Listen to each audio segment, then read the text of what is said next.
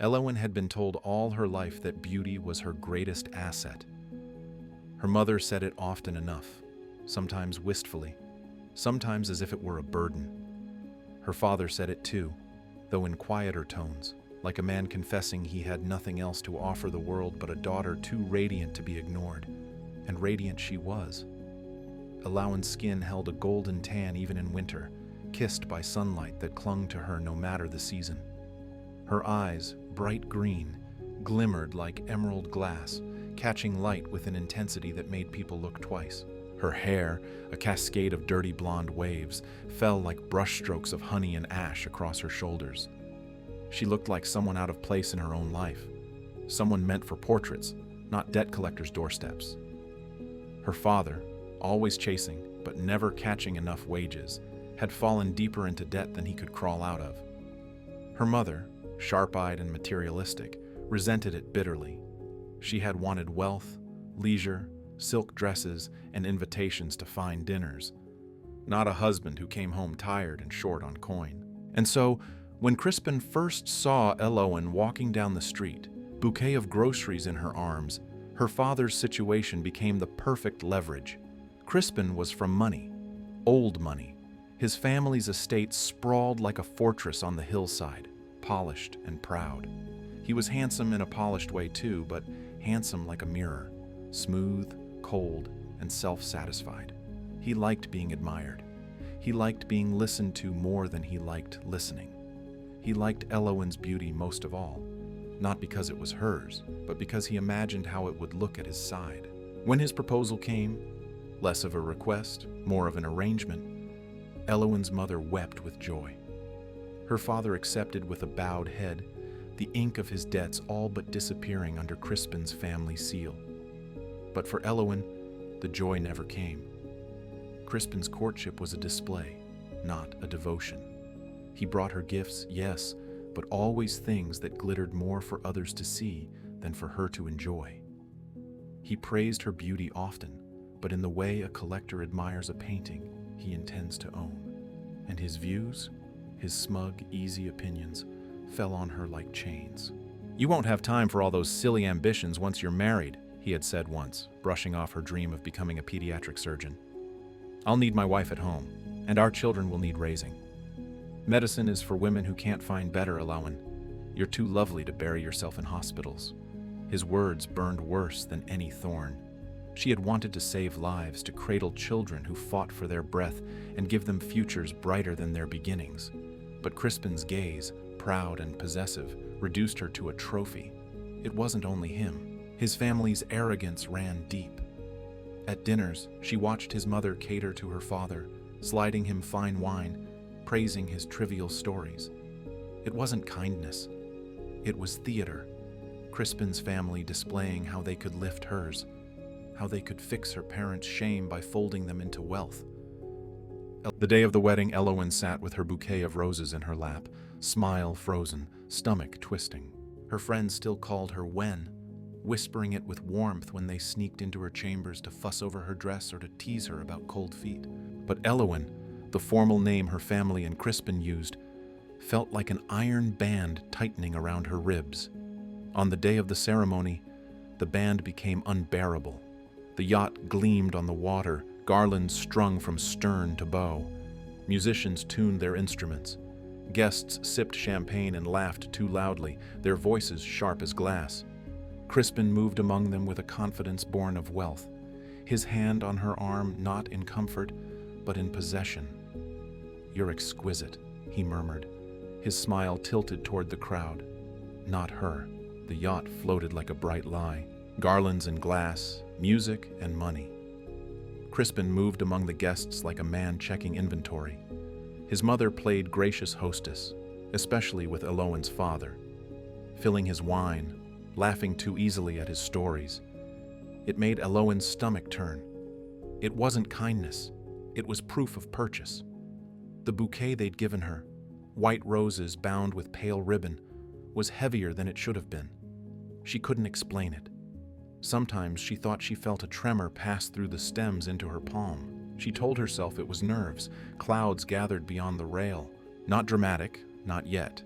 just a thickening along the horizon like a thought someone didn't want to have. "We should go in," she murmured. "A bit of weather," Crispin scoffed, loud enough for nearby ears. "Stand tall for the photos." The wind changed first, turning champagne to spray. Music faltered. Laughter grew thin around the edges. The crew moved quickly, quietly. Crispin grew annoyed at the sight of competence that wasn't his. Thunder laid its hand on the deck. Lightning tore a seam in the sky. The yacht shuddered, rolled, something unseen grinding along its belly. Glass exploded in a bright rain. People screamed and surged. Elowen reached for the rail. Someone's shoulder struck her. The world tilted. For a breathless instant she was balanced, the white of her dress against the black of the water. And then gravity remembered her. She fell. The bouquet hit her chest as if to follow her down. Cold closed over her like a door. Sound vanished. Gown, veil, hair, all heavy now, dragging. The bouquet thudded against her ribs with every flailing motion, weighty as a promise kept against her will. Her lungs burned. She kicked and clawed, eyes stinging, seeing nothing but bubbles in the dim underside of the world. Some distant part of her noticed the roses. They didn't blur like everything else. They were too clear. For a heartbeat, she thought she saw a pale outline along a petal. She told herself it was lightning somewhere above, refracted. She didn't have room for wonder, only air. The sea had its hand on the back of her head and would not be argued with. Panic tore through her, then, strangely, a clear space. Her father's smile when he was proud, quick, and ashamed of itself. Her mother's careful hands fastening a necklace Elowen didn't want. A hospital corridor she'd walked in a dream, with shoe squeaks and morning light and a child's laugh. A shape moved in the dark. It did not swim. It arrived. The water seemed to understand it, to make a path the way crowds do when someone important moves among them. A figure, tall and cloaked. Eyes pale like lanterns left in a barn for late work. He paused in front of her as if kneeling at a bedside. The pressure of the deep didn't touch him. The cold did not alter him. Elowen did not think the word death. She thought stillness. His hand hovered near her fistful of stems. His voice reached her through the water the way truth does when it can't be stopped. "Hold it close," he said, quiet as a lit candle. "You'll need it." He didn't tell her what it was. He didn't tell her anything more. He reached for her hand and, without effort, pulled her out of the world. The last thing she knew of water was the weight of the bouquet against her sternum and a feeling she couldn't name, like something inside her had heard its own name spoken. Elowen woke into a hush that felt like snowfall. Sound existed, but at a distance, as if the world had been wrapped in velvet and set far from human hands. She did not lie on ground. She drifted above a strand of dark sand where a shore met a sea without waves. The horizon was a thin seam of pewter, neither dawn nor night. Orien stood a pace away, cloak pooling like shadow around his boots, watching her with that lantern-pale gaze that never seemed to blink. She realized her bouquet was still in her hands. The ribbon binding it was damp, but the roses were impossibly unspoiled. She clutched them to her chest without thinking, the same way she had under the storm. They were hers. That was all that mattered for now. "Where am I?" she asked. The words left her mouth as breathless fog and hung a moment before the hush folded around them again. "Not the living," Orien said. "Not the dead. A step between." She pushed herself upright, surprised to find gravity cooperative. The shore did not shift beneath her. No wind nipped her. No gull cried. The world felt like a paused heartbeat. "Is this forever?" Elowen asked. "Nothing is forever," Orien said, and the way he said it made her feel he had walked farther than the word could measure. Silence drew between them, not hostile but vast. Her hands tightened around the bouquet. She wanted to ask why she still carried it, but some instinct told her now was not the time. Instead, skirts whispering, and when Orien turned toward the horizon, she followed. They walked along the dark shore. The sea beside them did not move, a sheet of black glass stretching to the horizon. No waves, no ripples, no tide, just silence, endless and suffocating. Elowen glanced down once, expecting to see her reflection, but the surface showed nothing. not even the bouquet in her arms. The absence chilled her more than the storm had. The sand beneath her shoes was gray and fine, yet her steps made no sound. She tried scuffing harder, dragging her heel, but nothing. It was like walking across memory rather than earth. Orien moved without effort, his cloak trailing behind him without stirring dust. He did not look back to see if she followed. He seemed to know she would. They passed through ribs of pale stone that arched from the ground at odd intervals, like the skeleton of some vast, forgotten beast. Faint lines crisscrossed their surfaces. Elowen stopped and touched one with her fingertips. The grooves felt worn, smoothed almost to nothing, but she thought she could trace a symbol, a spiral, or perhaps just the echo of one. "What are these?" she asked. Orien paused, his profile still as a carving. "Remnants." "Of what?" He gave no answer, only turned and continued walking. She pulled her hand back quickly and followed, bouquet pressed close, unwilling to be left in the shadow of bones that hummed faintly with something she could not name. The shore narrowed until it became a path suspended between the sea of glass and a field of black reeds taller than her head. The reeds swayed without wind, leaning toward her as she passed. Their hollow stalks made a low, whistling sound, a chorus that shifted with her heartbeat. She quickened her pace, horrified to realize they seemed to echo her own fear. At last, the reeds thinned, and the ground lifted into a slope. From its crest, she saw a plain of silver grass stretching farther than her eyes could follow. Each blade shimmered faintly, chiming when she brushed her fingers through them, a sound like struck glass. The air smelled faintly of ash and rain. Elowen slowed, overwhelmed. "It's beautiful." Orien's reply was simple. "It is what lingers when beauty has no home." The words sank into her, heavy with a sadness that wasn't hers. She wanted to ask more, but his silence was so complete, it felt sacrilegious to break it. Far ahead, a line of dark trees rose. Their trunks were black as char, their leaves a pale silver that did not stir. Between the grass and the trees, faint shapes shifted, stones perhaps, or figures too distant to make out.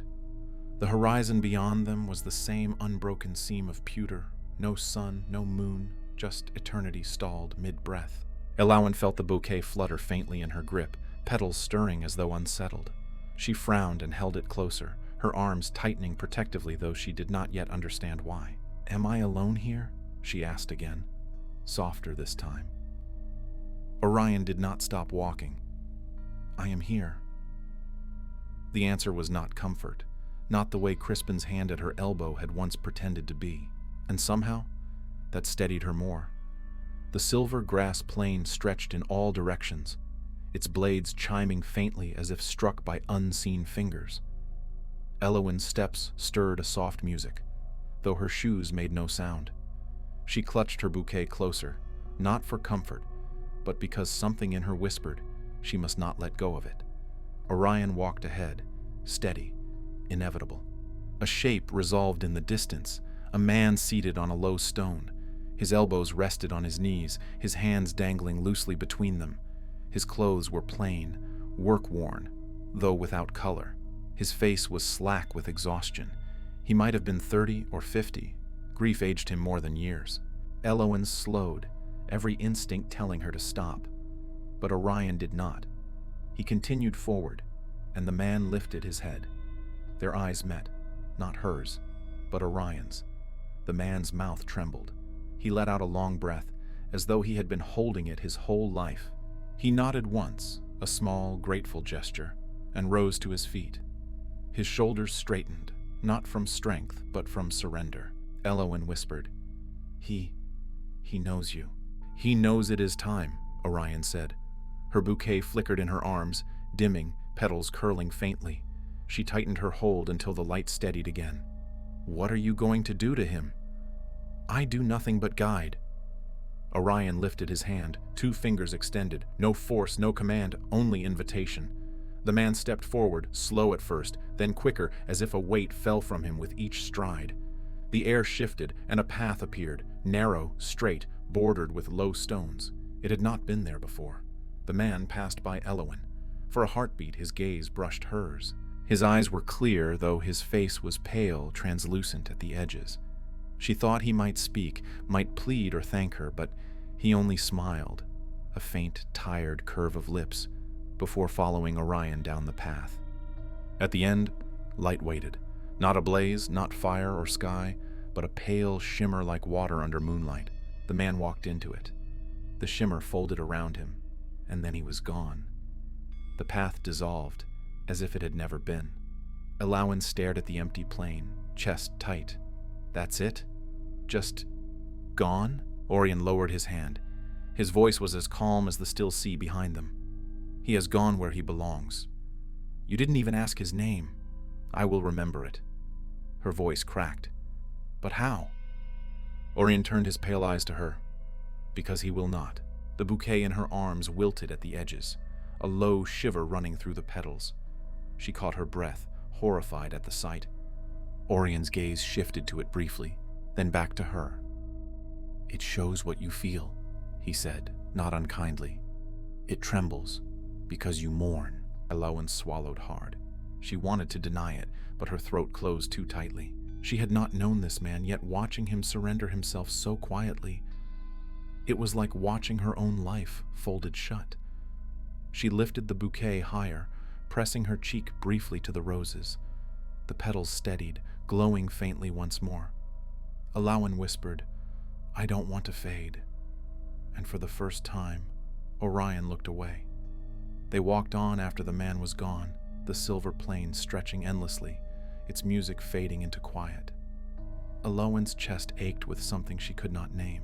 It was not grief for the stranger exactly, more the sharp sting of watching something end while she still stood, unwanted in the middle.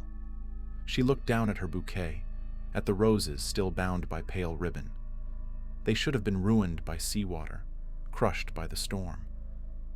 Instead, they looked pristine. Too pristine. Her breath caught. The petals shivered in her hands, not from her grip, not from wind, for there was none here. A pale glimmer traced along their edges, faint as breath on glass. Elowen stumbled to a halt. No. Her voice broke into the silence. No, this isn't right. She turned the bouquet over, studying it in the hush, her heart hammering. The light shifted again, as if in answer. Her throat tightened. Why do I still have this? Why does it move? Orien stopped too. For a long moment he only regarded her, the hollows of his hood shadowing his pale eyes. When he spoke, the words were low, certain, unarguable. It isn't a bouquet anymore. Elowen blinked, horrified. Then what is it? It is what lingers of you. His gaze dropped briefly to the roses, then back to her. It mirrors what you feel. The living would only see flowers, but I see you. She shook her head, clutching it tighter, as if he might try to take it from her. No, it can't be. As fear knotted her chest, the glow dulled instantly, the roses dimming like stars smothered by clouds. Elowen gasped, panic rising. It's fading. Her hands trembled. She willed herself to hope, desperate, and in that moment the roses flared again, glowing brighter, their petals lifting as if in a soft breath. She froze. Her breath left her in a shudder. It's me.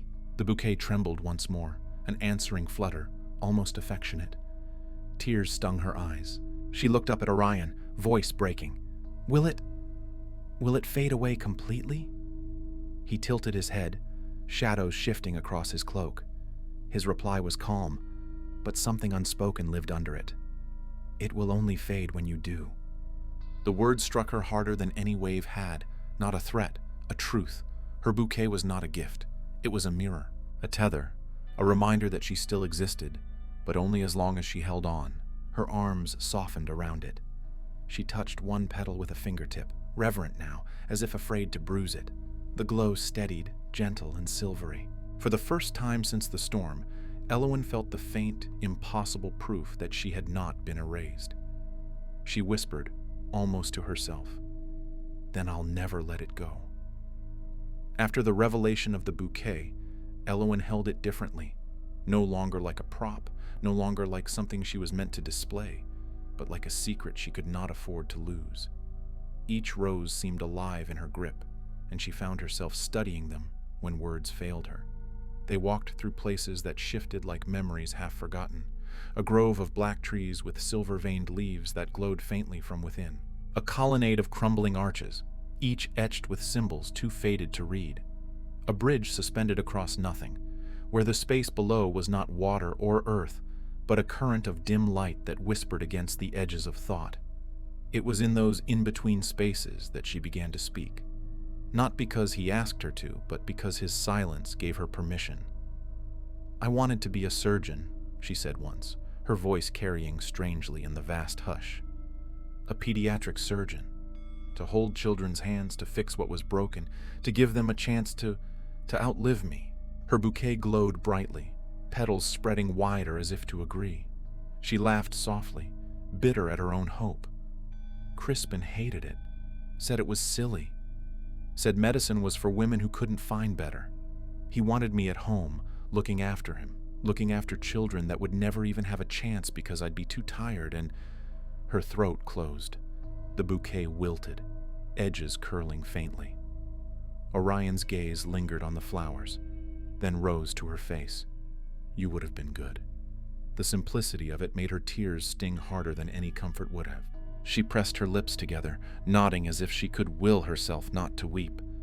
There were times the hush softened, and her laughter escaped unguarded. She told him about sneaking into her father's study to read, and the bouquet brightened with each remembered detail. And the roses flared with sudden warmth as Orion's mouth twitched at the corner. Not quite a smile, but close enough to feel like a victory. Once she stumbled on the silver grass and nearly tripped. The bouquet glowed with a playful shimmer as she steadied herself. She glanced at Orien. "You could have caught me." "I knew you would not fall," he answered. The roses pulsed in quiet amusement, though her chest tightened at the thought. What if I had wanted you to? Later they sat at the base of a great willow tree whose leaves hung heavy and pale, their undersides faintly luminous. The hush pressed close, the kind of silence that carried weight. Elowen leaned her head back against the trunk, her bouquet resting in her lap. "I don't even know what time it is here," she murmured. "But with you, I almost don't care." The roses glowed with a steady silver light, the brightest she had seen them. She touched one gently. "See that? It's like it knows." Orien turned his head slightly, his pale eyes unreadable. He stated softly, "It answers you, or betrays me," she said with a half-smile. "It shows you everything I can't hide." His voice was quiet. "Perhaps I am meant to see." The bouquet shimmered in her lap as if blushing for her.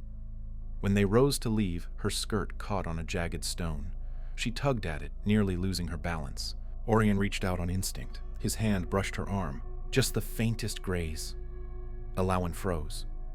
The bouquet erupted in light, glowing so brightly it painted silver across his shadowed cloak.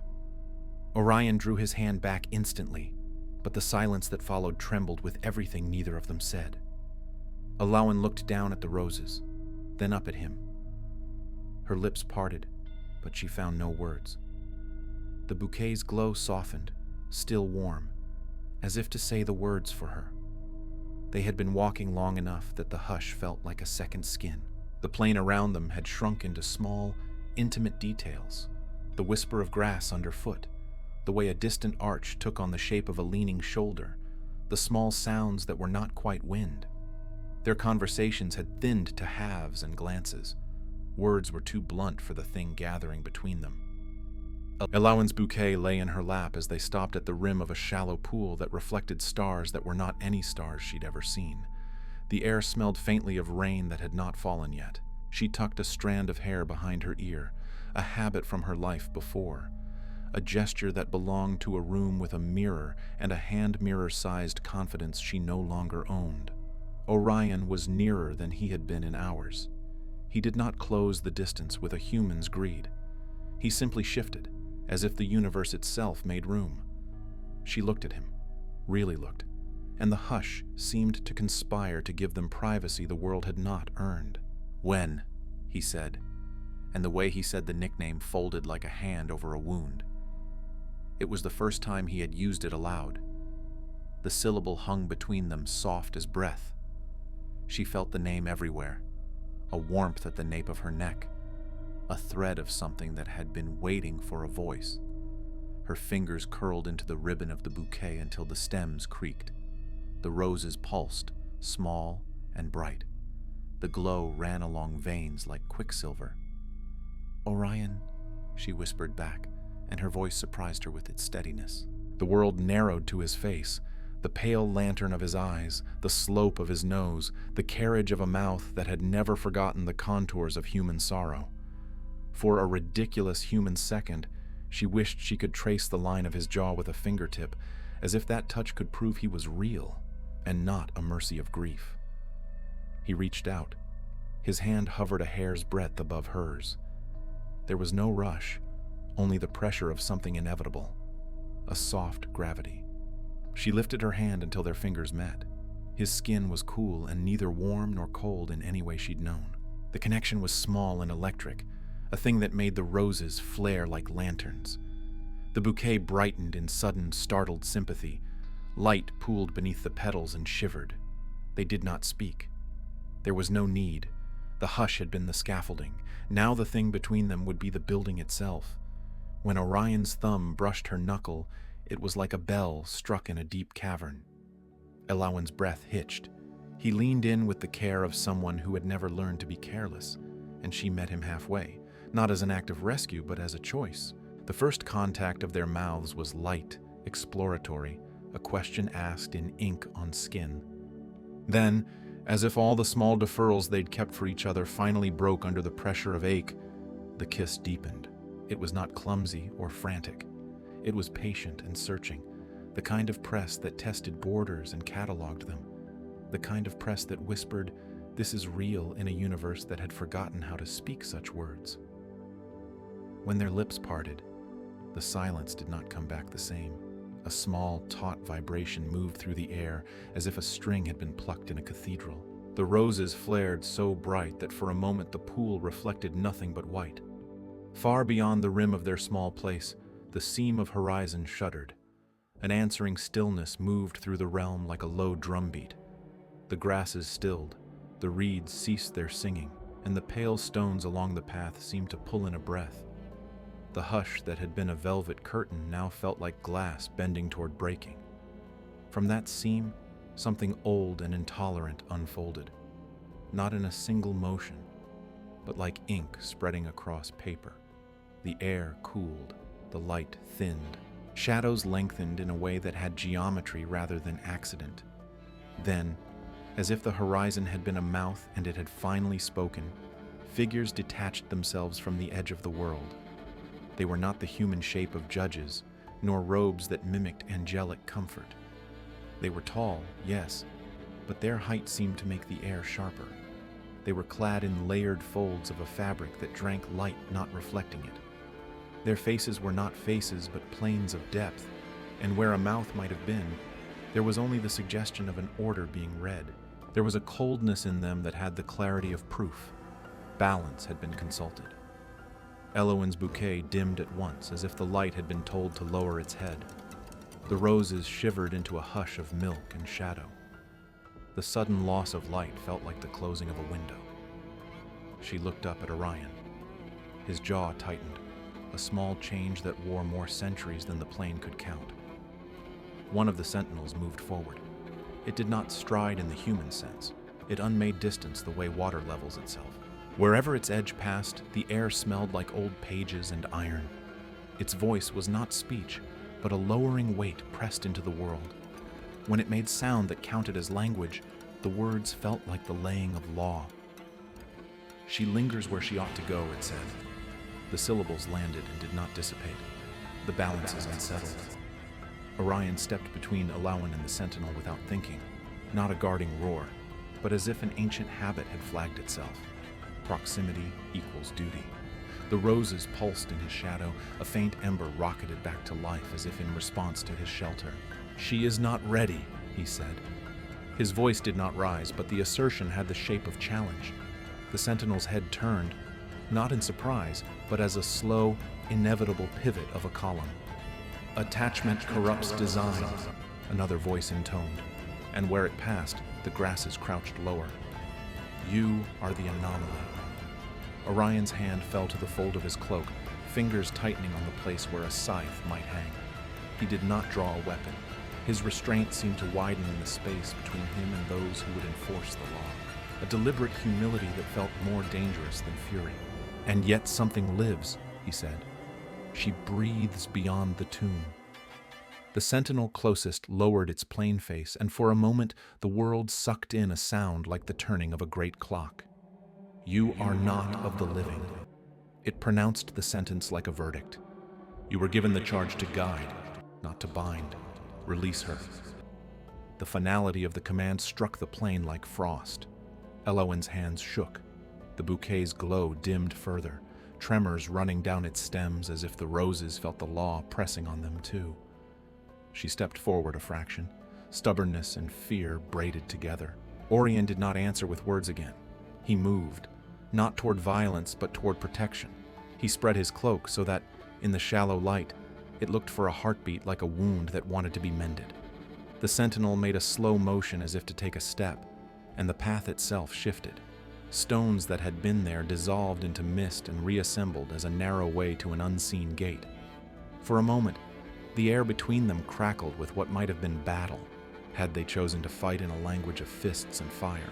Instead, the most violent thing was the moral pressure, an order pressed with the force of centuries against the thin stubbornness of one reaper's heart. The sentinel paused. It did not take the step. It was as if it rechecked a ledger only it could read. Around them, the other figures watched, statues in black. The smallest of their voices, a scrape like a page being turned in a library of the world, sighed through the scene. "You may hold her a while," the sentinel said at last, each word a notch on a ruler. "Delay is permitted for one cycle, but know this, design endures beyond desire. You stand warned." The folding of the sentence was an abrasion. It meant time could be bought, but not rewritten. The sentinel's plain face turned slightly away, and as it did, the air relaxed just a fraction. The reeds resumed their low song. The grasses sent a cautious note through the plain. The seam of horizon knit itself back into place. Elowen's bouquet brightened, not with joy, but with a fierce, defiant pulse. Anger, relief, terror braided into a single incandescent thread. Orien held her palm in both of his hands for a long, unspoken moment. The weight of the sentinel's presence remained like an aftertaste, iron and frost. She looked at him, newly frightened, newly aware of the cost. "They'll come again," she whispered. "They will watch," Orien said. The word was a kind of apology, swallowing a longer truth. "They will wait for the balance to settle." She pressed the bouquet to her chest until the ribbon creaked. "Then we have to be careful."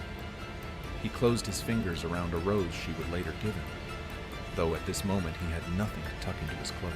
Instead, he wrapped his hand around the small warmth of her skin and held it as if it were a lit coal. "We will steal time," he said, and whether it was bravado or a promise, the hush softened with it. They watched the sentinels withdraw to the rim like judges leaving a court. The air shivered where their shadows had fallen and then smoothed. For a breath, the world seemed to wait, counting the heartbeats they had borrowed. Elowen's bouquet did not stop pulsing. If anything, its light steadied into something more intentional, a lamp someone kept lit against the night. She folded her fingers around the ribbon and let herself rest against the fact that the world had noticed them and had, at least for now, allowed them to continue. They rose together, and the meadow waited ahead, patient and open. The echo of the kiss still trembled in the grass, a small tremor along the skin of the plain. The dance that followed would not be the naive waltz of lovers who thought the world had nothing to say. It would be the private cataloging of what they had already broken and what they might yet keep. The meadow opened before them, as if the realm itself had been waiting. Silver grasses stretched low to the horizon, luminous in the hush. At its center lay a perfect circle of stones, weathered smooth as if polished by centuries of hands that had never belonged to the living. Faint music stirred on the air. It was not sound in the human sense, more the ghost of sound, the memory of notes left behind by someone who had once played them. A waltz without musicians, a melody half remembered, as if the realm itself had decided to hum. Elowen stopped at the edge of the circle, bouquet trembling faintly in her grip, her breath caught at the feel of it, the invitation, the audacity. She turned, searching Orion's face. He stood at the boundary, still as stone, pale eyes fixed on her with the focus of someone weighing choices against eternity. Her heart thudded. "You've never danced before," she said, not as a question but as a truth she already knew. "No," he answered. "Then let me teach you." She stepped into the circle, her skirts whispering across the luminous grass. The bouquet glowed warmer as though it recognized her daring. She held out her free hand, palm up, waiting. Each step felt like a trespass against the order of the universe, but he made it anyway. His hand hovered above hers, hesitant, cautious. He was a creature built for restraint. But Elowen closed the space, sliding her fingers into his, feeling the weight and coolness of him, the impossible reality of being held. The bouquet flared with sudden brilliance, petals glowing like lanterns. A hush of light rippled across the meadow, brushing the stones with silver shadows. The music grew clearer, a rhythm their bodies instinctively found. They began to move. Orion's steps were measured at first, uncertain, his gaze fixed on her face as though she were the only map he could read. Elowen guided him gently, leading even as she followed, her grip firm, her bouquet pressed to her chest. Slowly, the rhythm steadied. He adjusted, not with practice but with intent, as if each step was a vow not to fail her. They turned once, twice, 3 times. The meadow responded, the silver grass bowing as they passed, the circle of stones shimmering faintly, the ghostly music thickening into something almost real. Elowen laughed, breathless, and the bouquet glowed brighter still, petals spilling light like spilled milk across the ground. Orion's eyes widened at the sight, but he did not let go. "It shows you everything," she whispered. "Even this." "I see you," he said, and for the first time it was not a diagnosis, not a truth spoken like law. It was a confession. They swayed slower now, steps narrowing into a closeness neither had dared before. Elowen's head tipped back, her green eyes searching his pale gaze, asking without asking. Their earlier kiss hovered like a secret between them, heavy, dangerous, and still unfinished. Her bouquet trembled, pulsing with a light so bright it bordered on defiance.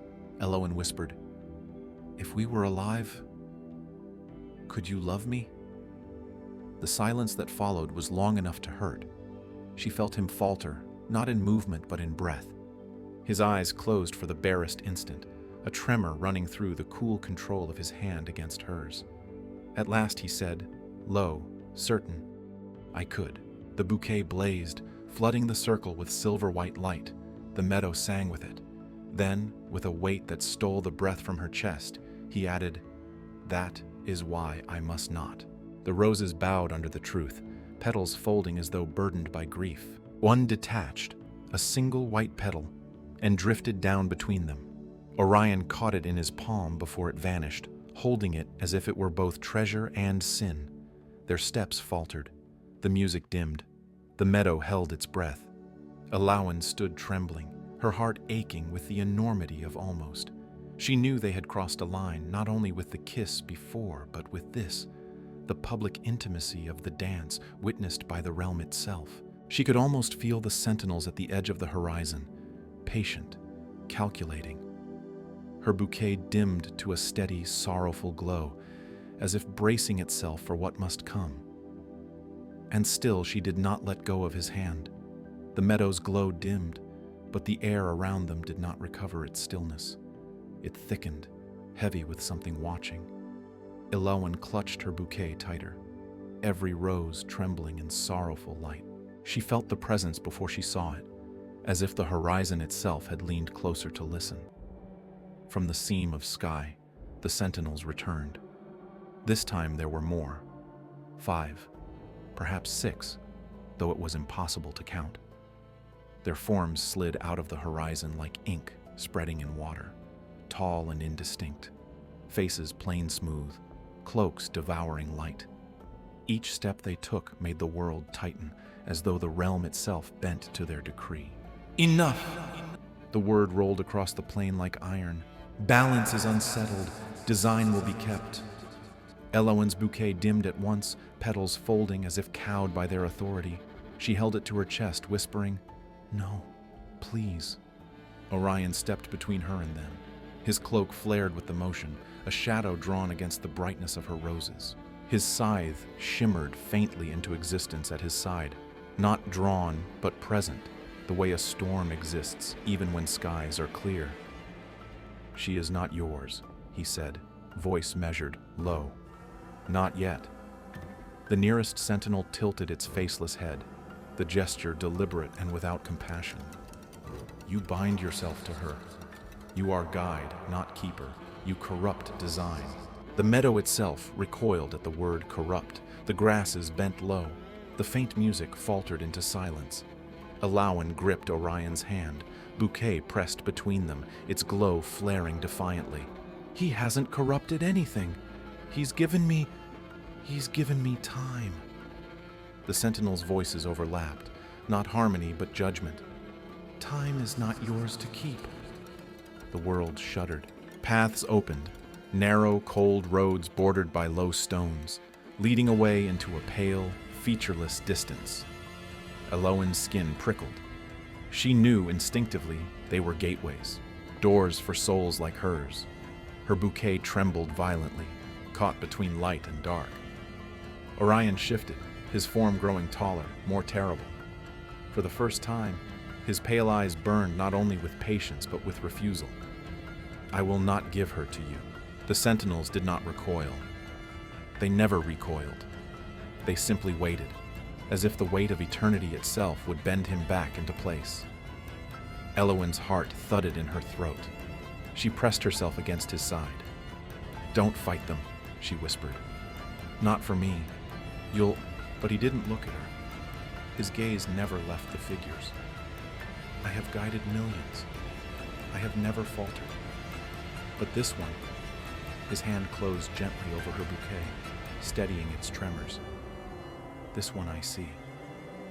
The bouquet blazed in answer, brilliant, defiant. The stones of the meadow threw shadows as though lit by a sun that did not exist. The sentinels stilled. Then, as one, they drew back a fraction. They had heard. They had marked. And though they could not be swayed, they would not waste themselves on a fight that could not be won without consequence.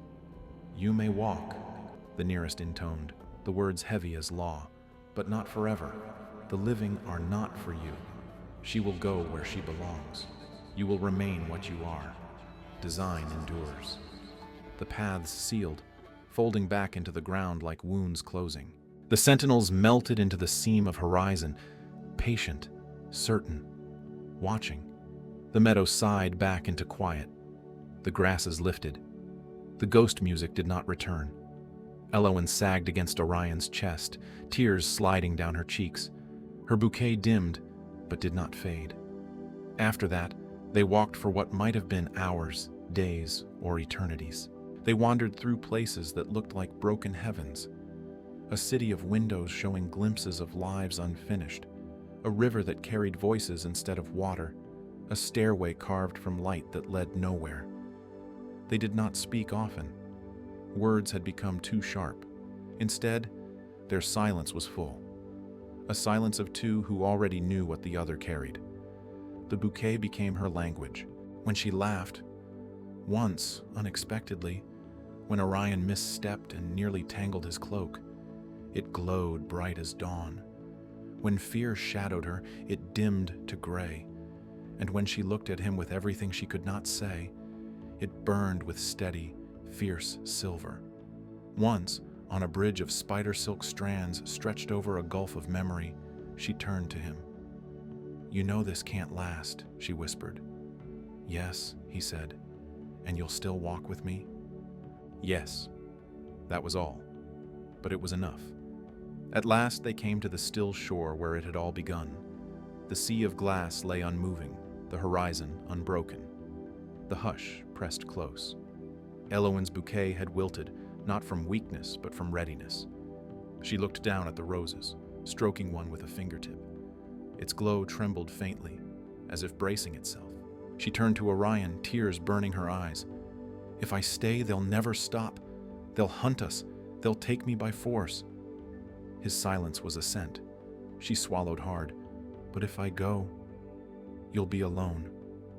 I have always been alone, he said softly, but I will not forget this. Her bouquet pulsed once, then steadied. She drew a single rose from its heart, its glow brighter than the rest. She lifted it with both hands, her voice breaking. So I'm not all gone. You'll carry me, even if it's only a piece. Orien's pale hand closed over it. He tucked it into the fold of his cloak, close to where a heartbeat would be if he were a man. The rest of the bouquet loosened in her grasp. Petals lifted, dissolving into threads of light that drifted upward, vanishing into the horizon. Elowen's body grew lighter, her form thinning into radiance. She looked at him one last time. "Thank you," she whispered, "for letting me love you, for letting me see you." His voice was almost human with the weight of it. "I see you." And then she was gone. Epilogue. Orien stood alone on the shore. The sea did not move, the hush endured. But inside his cloak, against the place where a heart should beat, a single white rose glowed faintly, steady, eternal, defiant against the design. The sentinels at the horizon turned away, balance preserved. But Orien knew balance could not erase what had been stolen, and for the first time in eternity, he endured not as emptiness, but as memory.